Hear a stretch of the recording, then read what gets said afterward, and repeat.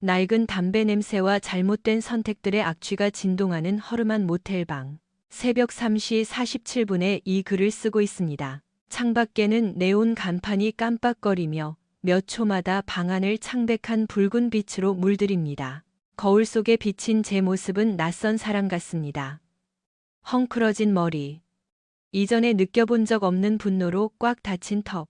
제 인생의 절반이 문 옆에 있는 쓰레기 봉투 몇 개에 처박혀 있습니다. 도대체 어쩌다 이렇게 된 걸까요?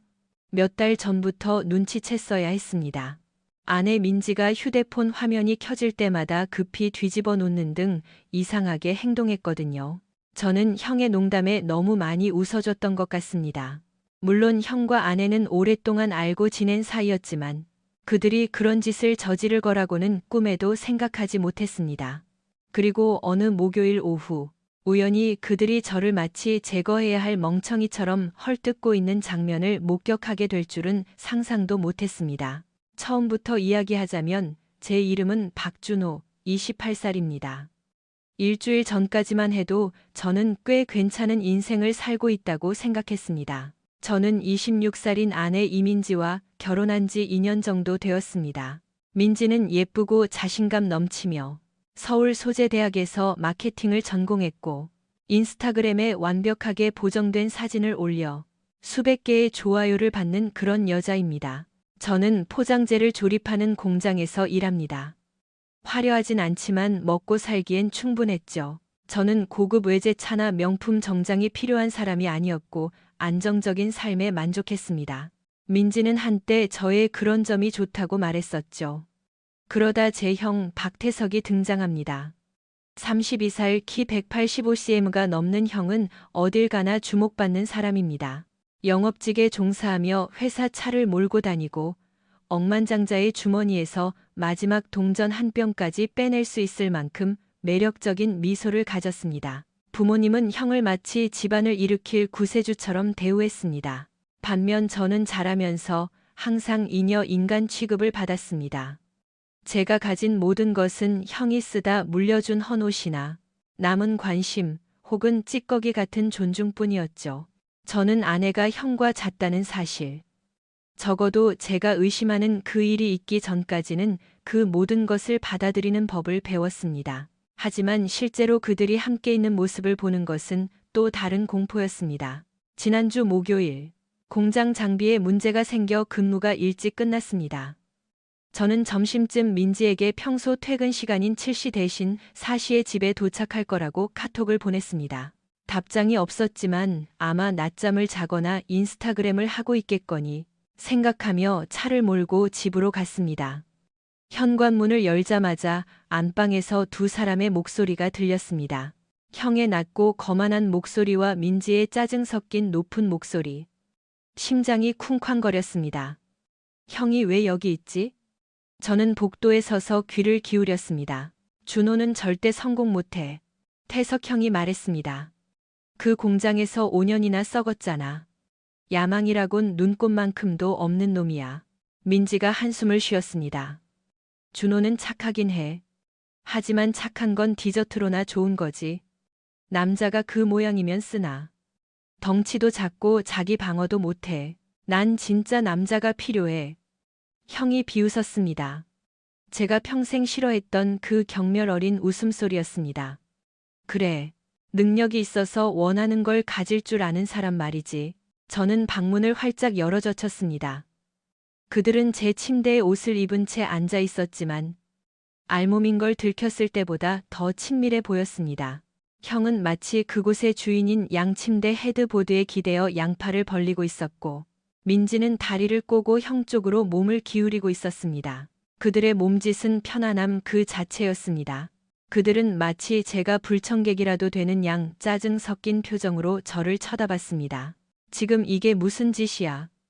충격으로 목소리가 떨렸습니다. 태석 형은 자세를 고쳐 앉았지만 여전히 거만한 미소를 띠고 있었습니다. 어라, 동생. 늦게 온다더니? 기계가 고장이라도 났나? 저는 주먹을 꽉 쥐었습니다. 형이 왜 내 침실에 있는 거야? 민지는 마치 제가 투정 부리는 어린애라는 듯 눈을 흘겼습니다. 우린 지금 당신이 얼마나 무능한지에 대해 이야기하고 있었어. 제가 되물었습니다. 뭐? 그녀는 어깨를 으쓱했습니다. 누군가는 말해줘야지. 다 괜찮은 척 연기하는 것도 지겨워. 저는 형에게 고개를 돌렸습니다. 형 약혼했잖아. 기억 안 나? 최수진 씨가 집에서 형이랑 미래를 계획하고 있다고. 형은 코웃음을 쳤습니다. 수진이와 나는 합의된 게 있어. 걘 이 바닥이 어떻게 돌아가는지 알아. 게다가 민지는 진짜 남자를 만날 자격이 있어. 내가 그따위 평범함에 만족한다고 해서 내 잘못은 아니지. 목이 메고 분노가 치밀어 올랐습니다. 내 아파트에서 당장 나가. 민지가 콧방귀를 뀌었습니다. 우리 아파트야. 전세 계약서에 내 이름도 있고 사실 나가야 할 사람은 당신이야.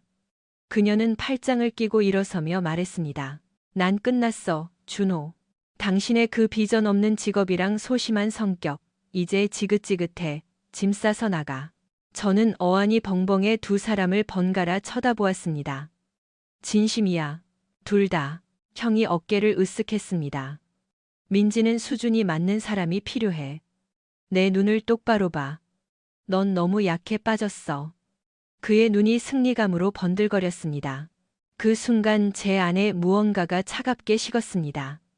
소리를 지르거나 주먹을 날리는 대신 저는 더플백을 집어들고 노트북과 옷가지들을 닥치는 대로 쓸어 담았습니다. 민지가 던지는 물건들을 받아 챙기고 쓰레기 봉투에 나머지 짐을 쑤셔 넣었습니다. 그녀와 형은 자기들끼리 속닥거렸습니다. 양손 가득 짐을 들고 문으로 걸어가자 형이 뒤에서 소리쳤습니다. 너무 기분 나쁘게 생각하지 마라. 응? 너한테 더 잘 어울리는 사람 찾을 수 있을 거야. 저는 말없이 나왔지만 속은 끓어오르고 있었습니다. 저는 친구 민수의 오피스텔 소파에서 하룻밤을 보낼 때까지 몇 시간이고 차를 몰았습니다. 다음 날 저는 네온 사인이 깜빡거리는 허름한 모텔로 거처를 옮겼습니다. 제 새로운 삶의 시작이었죠. 모텔 방에서 쓰레기 같은 짐들을 뒤지다가 눈물로 시야가 흐려질 때쯤 크리스마스 이후 거의 쓰지 않았던 구형 아이패드를 발견했습니다. 전원을 켜자 놀랍게도 여전히 제 아이클라우드에 연동되어 있었고 민지의 휴대폰 용량이 부족해 제 계정에 가족 공유로 묶어놨던 탓에 문자, 사진, 녹음 등 모든 것이 동기화되어 있었습니다. 잘못된 일인 줄 알지만 이런 일을 당한 마당에 저는 진실을 알 권리가 있다고 생각했습니다. 민지와 태석형의 문자는 몇 달 전부터 시작되어 가벼운 농담에서 점차 수위가 높아지고 있었습니다. 제가 일하는 동안 그들이 만나러 가는 길에 형이 보낸 문자가 저를 역겹게 만들었습니다. 재수 씨 뺏는 건 보너스고 진짜 재밌는 건 준호. 그 자식이 또 졌다는 걸 깨닫는 표정을 보는 거야. 어릴 때 걔 자전거 훔쳤을 때처럼 말이지. 태생부터 패배자인 놈들이 있어. 형에게 이것은 사랑이나 욕망이 아니라 그저 게임이었습니다. 저에게서 무언가를 빼앗아 자신이 할 수 있다는 걸 증명하는 게임이었죠. 민지는 전적으로 동의하며 저의 야망 부족과 지루한 라이프 스타일에 대해 불평했습니다. 그들은 저를 천천히 밀어낼 계획을 세우고 있었고 민지는 형에게 어떻게 하면 저를 피할 수 있을지 조언까지 구하고 있었습니다. 그녀는 제가 눈치를 못 챈다고 비웃었습니다. 저는 손을 부들부들 떨며 스크린샷을 찍어 비공개 폴더에 저장했습니다.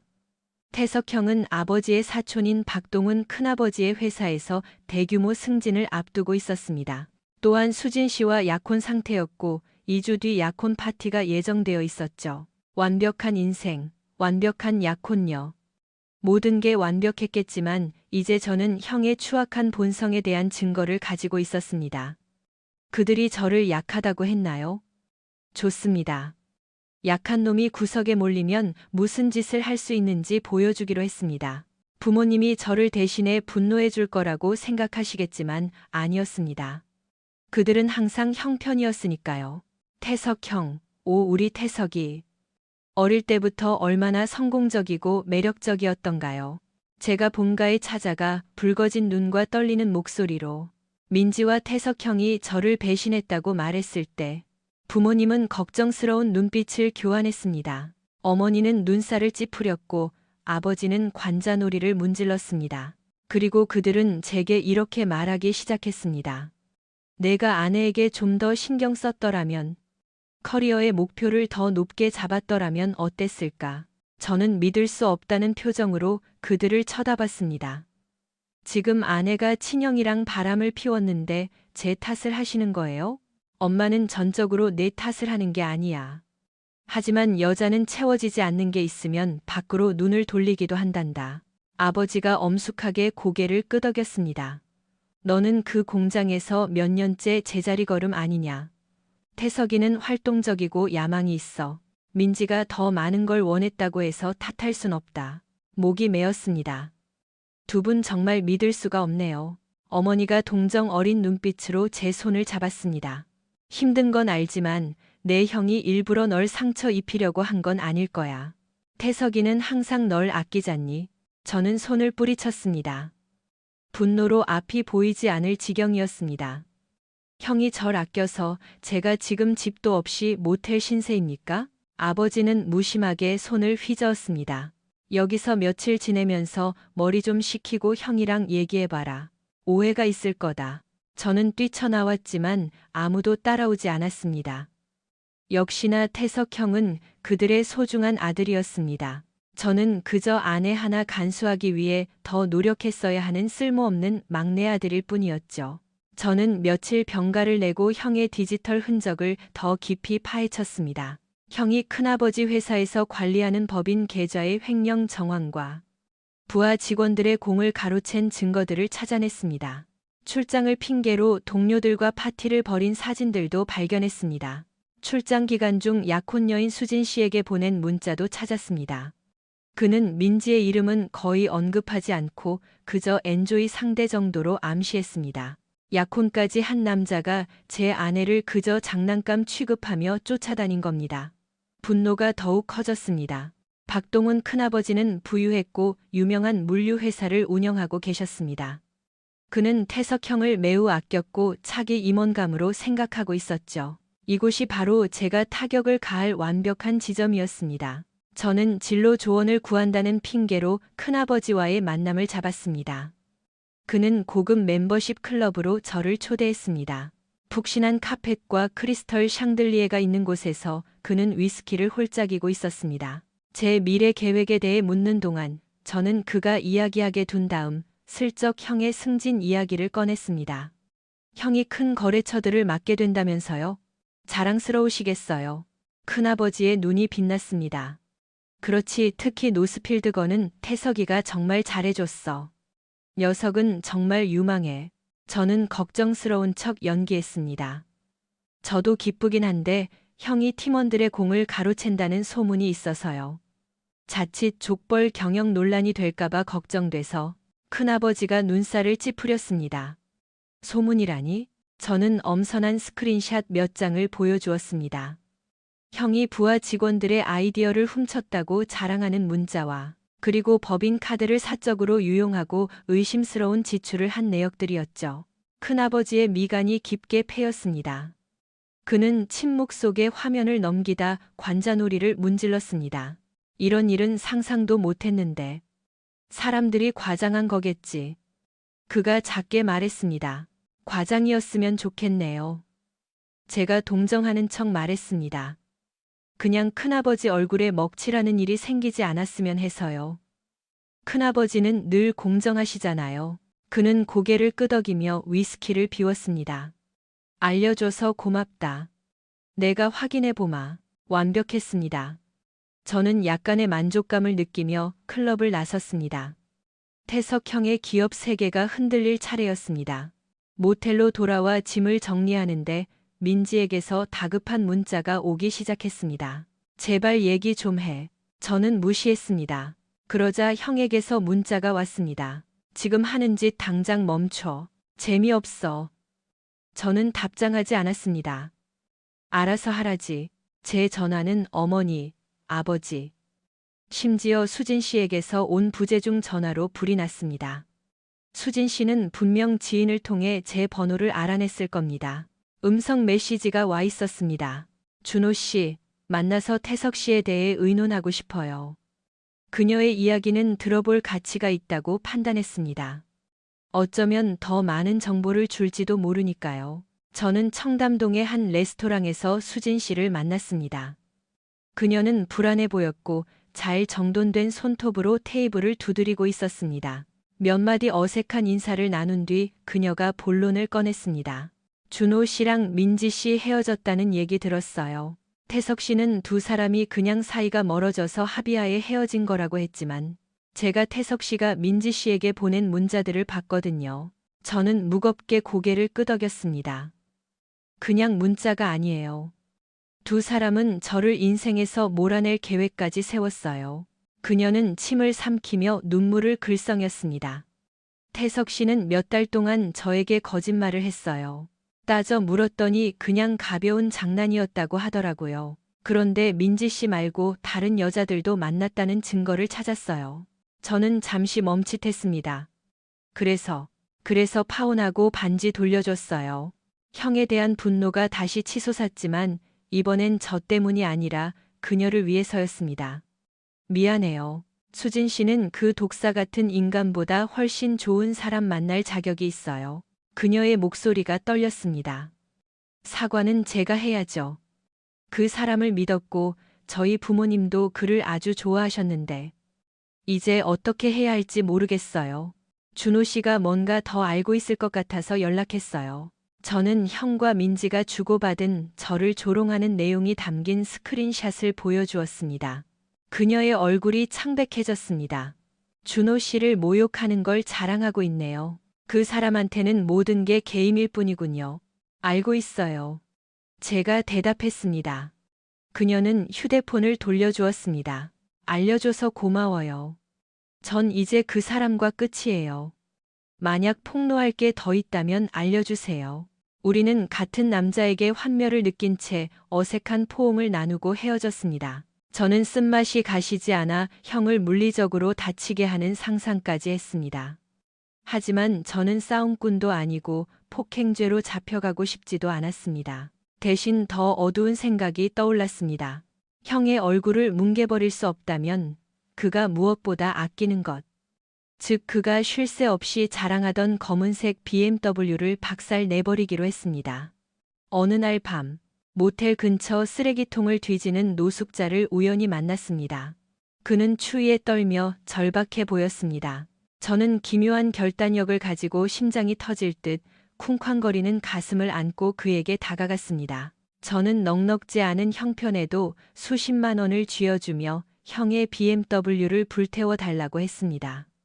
차량 번호와 위치를 알려주며 아무도 없을 때 밤에 처리하라고 일렀습니다. 그는 제가 미친놈이라는 듯 쳐다보았지만 결국 돈을 받아 어둠 속으로 사라졌습니다. 저는 그가 돈만 가지고 튈 수도 있다고 그저 홧김에 해본 소리라고 스스로 되뇌었습니다. 하지만 이틀 뒤 밤 휴대폰으로 지역 뉴스를 보다가 강남의 한 피트니스 센터 주차장에서 방화로 추정되는 BMW 화재 사건을 보게 되었습니다. 심장이 곤두박질 쳤습니다. 다음 날 태석 형에게서 전화가 왔습니다. 분노로 목소리가 팽팽했습니다. 누가 내 차를 불태웠어, 강준호. 경찰이 조사 중이야.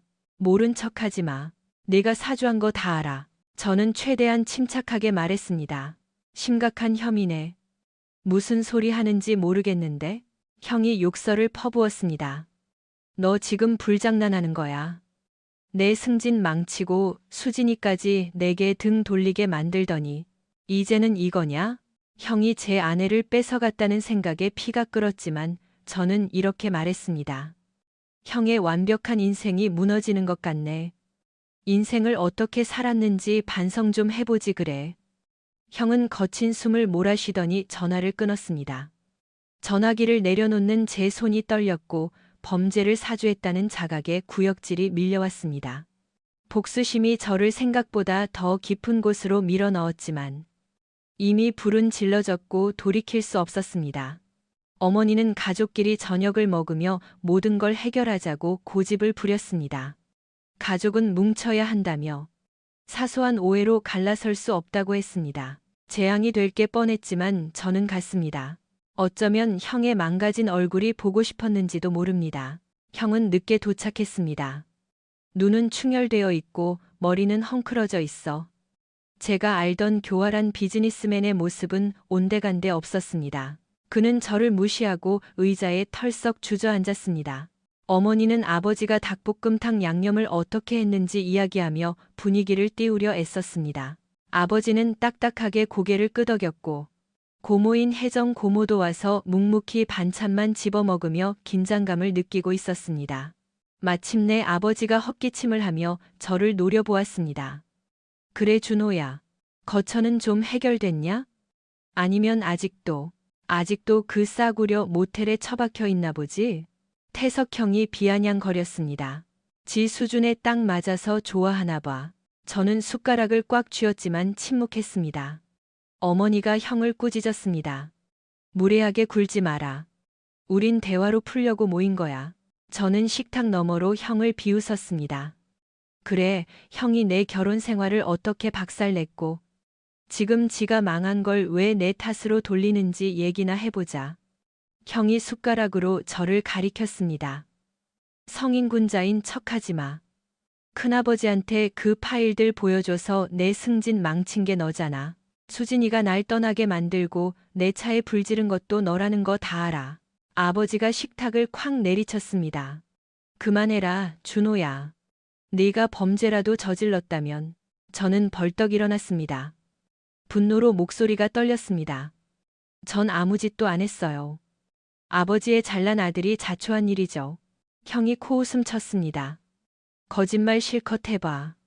결국 넌 네가 생각보다 약하지 않다는 걸 증명했을 뿐이야. 축하한다.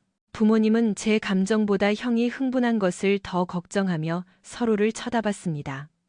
고모는 말없이 접시만 응시했습니다. 아버지가 말했습니다. 결국 다 털어놨구나, 준호야. 난장판 만들지 말고 해결책을 찾자. 이 난장판을 해결하라고요? 저는 기가 차서 아버지를 쳐다봤습니다. 형이 제 아내를 뺏고 절 모욕했는데 두 분 다 형 편들면서 제가 야망이 없네. 어쩌네 하셔놓고 이제 와서 저보고 물러서라고요? 어머니가 달래듯 말했습니다. 네 형이 성질이 좀 급하잖니. 하지만 네가 민지를 붙잡거나 형을 설득해 볼 수도 있었잖아.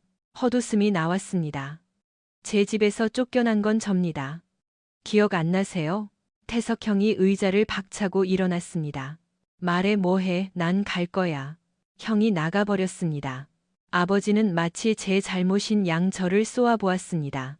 엄마가 차려준 밥인데 저는 실망한 표정들을 뒤로하고 급히 외투를 챙겨 나왔습니다. 저보고 참으라며 형을 끝까지 감싸는 그들에게 화가 났습니다. 며칠 뒤 큰아버지가 사무실로 저를 불렀습니다. 잘 닦인 나무 냄새와 시트러스 방향제 향기가 나는 곳이었습니다. 그는 서류 더미를 앞에 두고 심각해 보였습니다. 태석이 이를 조사해봤다. 큰아버지가 말했습니다. 비리가 너무 많아서 이사회에서 징계 해고를 결정했다. 승진은 물론이고 솔직히 실망이 크구나. 그는 잠시 멈추고 저를 뚫어지게 쳐다봤습니다. 내가 아니었으면 여기까지 오지 않았겠지. 중요한 일이라고 생각했습니다. 개인적인 감정도 있었고요. 제가 침을 삼키며 말했습니다. 형이 제 결혼을 망쳤거든요. 큰아버지의 얼굴이 굳어졌습니다. 소문은 들었다만 그 정도일 줄은 몰랐다. 유감이다. 어쨌든 회사는 비윤리적인 행위를 용납할 수 없어. 태석이는 이제 끝이다. 저는 고개를 끄덕였습니다. 씁쓸한 만족감이 차올랐습니다. 알겠습니다. 이만 가볼게요. 큰아버지가 제 팔을 잡았습니다. 준호야. 하위 관리직 자리가 하나 비는데 관심 있으면 연락해라. 우리 집안도 겪을 만큼 겪었잖니. 저는 감사하다고 했지만 진심은 아니었습니다. 형과 관련된 모든 것과 거리를 두고 싶었지만 그를 한 단계 끌어내렸다는 사실은 기분 좋았습니다. 형만 무너지고 있는 게 아니었습니다. 민지의 룸메이트였던 혜진 씨가 연락해 와서는 민지가 제 여분의 이어폰과 재킷을 가지고 있다고 전해왔습니다. 점심시간에 근처 공원에서 혜진 씨를 만났습니다. 그녀는 제 물건이 담긴 작은 상자를 건네주며 머뭇거렸습니다. 민지가 몇 달 동안 당신한테 거짓말한 거였어요. 혜진 씨가 불쑥 말했습니다. 태석 씨가 1월부터 들락거렸거든요. 민지는 더 성공하고 재밌는 사람을 원한다고 했지만 당신이 나가고 나서 형은 민지를 버렸습니다. 전화번호를 차단하고 그녀를 뺏어올 수 있다는 걸 증명하기 위한 게임이었을 뿐이라고 말했답니다. 저는 멍하니 쳐다봤습니다. 공허한 고소함이 밀려왔습니다. 민지는 이제 혼자였습니다. 혜진 씨가 고개를 끄덕였습니다. 민지는 정말 힘들어해요. 태석 씨를 진심으로 좋아했던 것 같은데 이용당한 거죠. 며칠 내내 울면서 일이 이렇게까지 될 줄 몰랐다고 하더라고요. 저는 콧방귀를 뀌었습니다. 그 여자는 내 집에서 날 모욕하고 형편을 들면서 내게 쓰레기 봉투까지 던졌어요. 동정하기 힘드네요. 혜진 씨가 입술을 다물었습니다. 후회하고 있어요. 하지만 이해해요. 저라도 용서 못할 거예요. 저 곧 이사해요. 그 집 분위기를 견딜 수가 없어서요. 민지가 새 룸메이트 구해야 한다던데. 저는 민지의 룸메이트에게 방세를 내줄 생각은 추호도 없었습니다. 저는 이제 모텔을 나와 제 아파트로 이사한다고 정중히 말했습니다. 그녀는 행운을 빌어주며 떠났습니다. 저는 민지가 정말 후회하고 있는지 궁금했지만 신경 쓰지 않기로 했습니다. 어느 날 저녁, 편의점 도시락을 들고 방으로 돌아오는데 태석 형이 문 앞에 서 있었습니다. 심장이 덜컥 내려앉았습니다. 형은 술이나 약에 취한 듯 보였습니다. 머리는 산발이고 눈은 충혈된 채 비틀거리며 제게 다가와 삿대질을 했습니다. 내가 내 승진 기회를 날렸어.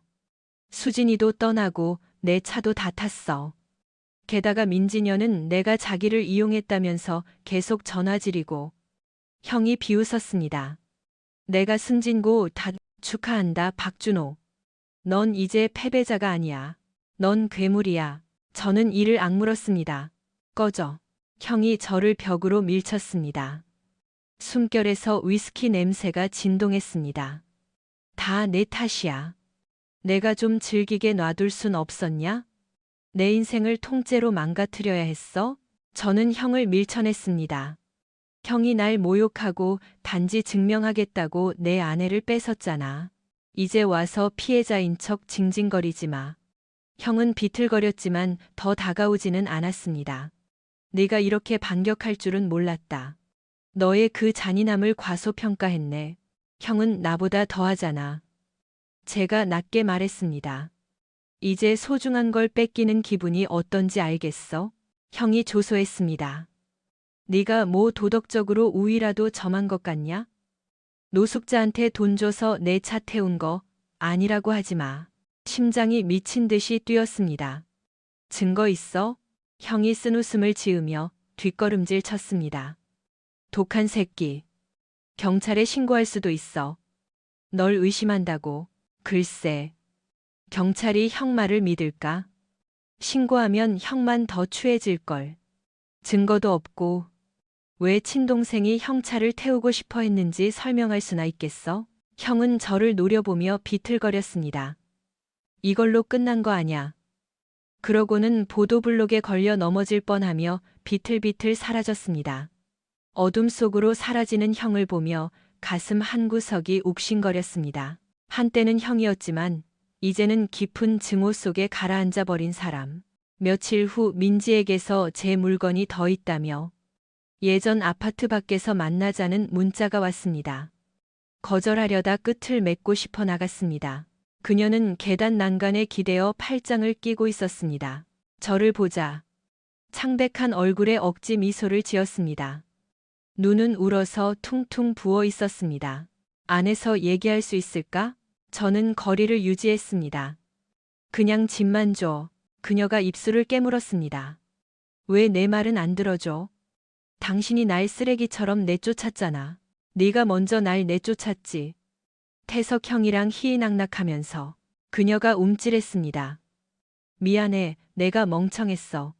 당신은 절대 성공 못할 거라고 나는 더 좋은 대우를 받아야 한다고 그 사람이 내 머릿속에 집어넣었어. 하지만 그 사람은 날 사랑한 게 아니었어. 그냥 당신을 이기고 싶었던 거야. 저는 빤히 쳐다보았습니다. 알아.